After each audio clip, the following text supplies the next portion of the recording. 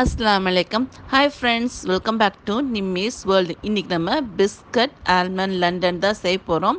அதாவது நட்ஸ் வச்சு நம்ம இன்றைக்கி பிஸ்கட் செய்ய போகிறோம். வாங்க அதை எப்படி செய்யலாங்கிறத நம்ம பார்க்கலாம்.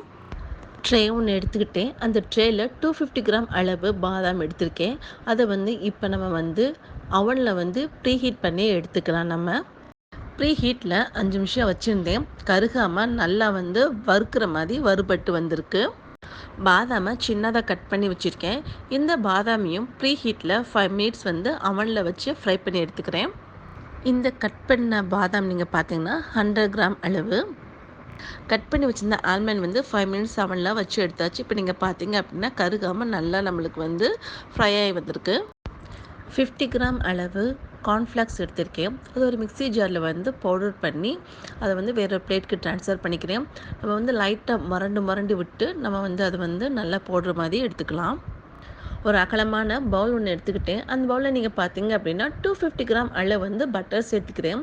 இப்போ நம்ம பார்த்தோம் அப்படின்னா பட்டர் சேர்த்தாச்சு. சேர்த்ததுக்கப்புறம் இது பீட்டரில் நம்ம நல்லா பீட் பண்ணி இந்த பட்டரானது நல்லா சாஃப்டாகணும். அந்தளவு ஃபஸ்ட்டு நம்ம பீட் பண்ணி எடுத்துக்கலாம்.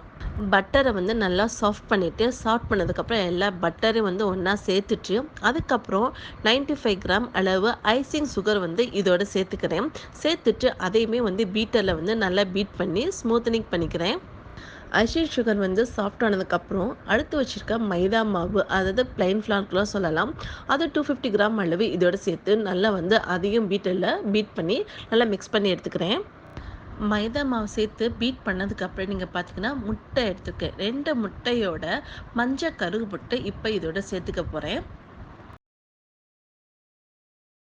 சேர்த்துட்டு அதையும் நம்ம நல்லா மிக்ஸ் பண்ணி விட்டுருக்கலாம். மிக்சரில் மிக்ஸ் பண்ணதுக்கப்புறம் நீங்கள் பார்த்தீங்க அப்படின்னா 2 ஸ்பூன் அளவு மில்க் பவுடர் இதோட சேர்த்துக்கிறேன்.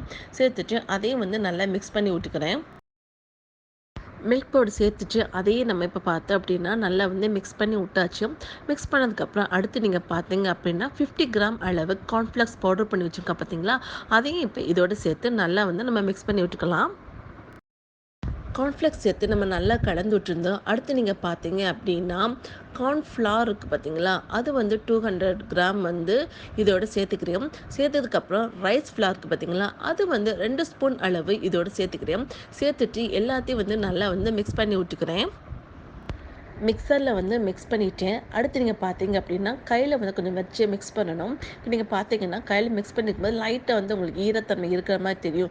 அப்படி இருந்துச்சு அப்படின்னா கொஞ்சம் 1 ஸ்பூனோ இல்லாது 1.5 ஸ்பூன் அளவு கொஞ்சம் கெட்டியாக வர அளவு நீங்கள் பிளைன் ஃப்ளவர் இதோட சேர்த்துட்டு நம்ம பார்த்தீங்க அப்படின்னா சப்பாத்தி மாவு பிசையும் பார்த்தீங்களா, அந்த அளவு அந்த பதத்துக்கு இப்போ இதை நான் பிசைஞ்சு வச்சுக்கிறேன். அப்படி நம்ம பிசைஞ்சு வைக்கும்போது நீங்கள் பார்த்தீங்க அப்படின்னா இந்த மாவு கையில் ஒட்டாமல் நம்மளுக்கு செம்ம சூப்பராக வரும். இப்படி நம்ம உருண்டை பிடிச்சி அப்படின்னா இந்த மாதிரி கையில் ஒட்டாமல் உருண்டை பிடிச்சி வரணும். அந்த அளவு மாவை நம்ம பிசைஞ்சு வச்சுக்கணும். பேக்கிங் ட்ரே ஒன்று எடுத்துக்கிட்டேன். அந்த ட்ரேயில் நீங்கள் பார்த்தீங்க அப்படின்னா பட்டர் கொஞ்சம் சேர்த்துட்டு பட்டர் எல்லா பக்கெட்டும் போகிற மாதிரி ஃபஸ்ட்டு நான் நல்லா ஸ்ப்ரெட் பண்ணி விட்டுட்டேன். நல்லா ஸ்ப்ரெட் பண்ணதுக்கப்புறம் நம்ம பிஸ்கட் செய்கிறதுக்கு ரெடி பண்ணி வச்சோம் பார்த்தீங்களா, அந்த மாவை ஃபஸ்ட்டு எடுத்துக்கலாம். அந்த மாவை இந்த மாதிரி நல்லா ஃபஸ்ட்டு உருண்டை பிடிச்சிக்கலாம். உருண்டை பிடிச்சிட்டு இப்போ நீங்கள் பார்த்தீங்க அப்படின்னா அதுக்குள்ளே நம்ம ஃப்ரை பண்ணி வச்சோம் பார்த்தீங்களா நட்ஸு, ஃபஸ்ட்டு அந்த நட்ஸை இப்போ இதில் உள்ளே வச்சு ஸ்டஃப் பண்ணிவிட்டு நம்ம நல்லா நட்ஸு தெரியாத மாதிரி ரோல் பண்ணிக்கலாம். இப்போ நீங்கள் பார்த்தீங்க அப்படின்னா இந்த மாதிரி தான் ரோல் பண்ணி நம்ம ரெடி பண்ணி வச்சுக்கணும். அதே மாதிரி இந்த மாவில் எல்லா நட்ஸுமே உள்ளே ஸ்டஃப் பண்ணி இதே மாதிரி ரோல் பண்ணி ஃபஸ்ட்டு எடுத்து வச்சுக்கலாம். இப்போ நீங்கள் பார்க்கும்போதே தெரியுதுல, நட்ஸும் உள்ளே வச்சு ரோல் பண்ணியிருக்கும்போது செம்ம சூப்பராகவும் நல்ல ஒரு ஸ்ட்ரக்சராக இருக்குது பார்த்தீங்களா. இந்த மாதிரி இருக்கட்டும். நம்ம மாவு கரெக்டாக பிசைஞ்சிருக்கோம், எல்லாமே மிக்சிங் கரெக்டாக இருந்துச்சு அப்படின்னா மாவு கையில் ஒட்டாமல் இதே மாதிரி ரோல் பண்ணுறதுக்கு செம்ம சூப்பராக வரும். அதே மாதிரி இப்போ நம்ம பார்த்தோம் அப்படின்னா எல்லா மாவுமே அதே மாதிரி உள்ள நட்ஸ் ஸ்டஃப் பண்ணி ரோல் பண்ணி ட்ரெயில் நம்ம செம்ம சூப்பராக அடுக்கி வச்சிடலாம். இப்போ நம்ம பார்த்தோங்க அப்படின்னா செம்ம சூப்பராக எல்லாத்தையும் ட்ரெயில் அடுக்கிட்டேன். இப்போ இதை நம்ம அவனில்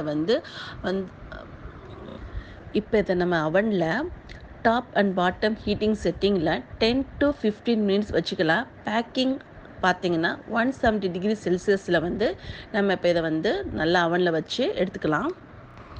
அவனில் நம்ம பேக்கிங் பண்ண விட்டுருந்தோம். இப்போ இது பேக் ஆகி வந்துருச்சு. இப்போ நம்ம பார்த்தீங்க அப்படின்னா நம்மளுக்கு பிஸ்கட் ரெடி ஆகிடுச்சு. அடுத்த ஸ்டெப் நம்ம என்ன பண்ண போகிறோம் அப்படின்னா இதுக்குரிய சாக்லேட் தான் ரெடி பண்ண போகிறோம். வாங்க அதை எப்படி செய்யலாங்கிறத பார்க்கலாம்.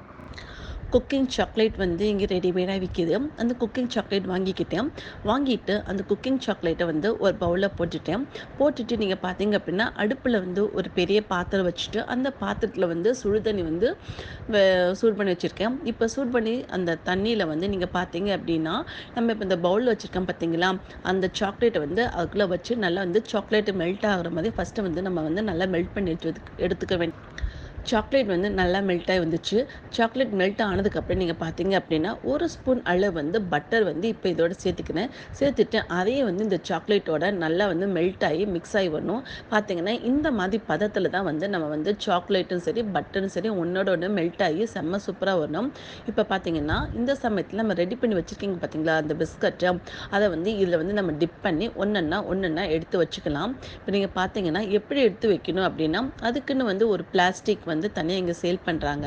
நீங்க பார்த்தீங்கன்னா, அந்த சாக்லேட்க்கு வந்து அதில வந்து ஸ்டஃப் பண்ணி நம்ம வந்து அழகா வந்து ட்ரேல வந்து இப்ப நம்ம வச்சிருக்கோம். நீங்க பார்த்தீங்கன்னா, அழகா ட்ரேல வச்சதுக்கப்புறம் மேல வந்து நம்ம ஃபர்ஸ்ட்டு வந்து சின்ன சின்னதா கட் பண்ணி ஃப்ரை பண்ணி வச்சிருந்தோம் பார்த்தீங்களா, அந்த நட்ஸு அத வந்து இது மேல அப்படியே வச்சுக்கலாம். வச்சுட்டு நம்ம ஒரு 15 மினிட்ஸ் கழிச்சு நம்ம பார்த்தீங்க அப்படின்னா, நம்மளுக்கு செம்ம சூப்பரான எம்மியான ஆல்மண்ட் சாக்லேட் வந்து ரெடி ஆயிடுச்சு. உண்மையிலே நான் சொன்ன மாதிரி ரேசியோல நீங்க ட்ரை பண்ணீங்க அப்படின்னா, இந்த ஆல்மண்ட் சாக்லேட் டேஸ்ட்டு செம்ம சூப்பராவும், எம்மியாவும் இருக்கும். நீங்களும் இந்த ஆல்மண்ட் சாக்லேட் ரெசிபி உங்க வீட்ல ட்ரை பண்ணுங்க. ட்ரை பண்ணிட்டு எப்படி இருக்குங்கிறத சொல்லுங்க. Thank you.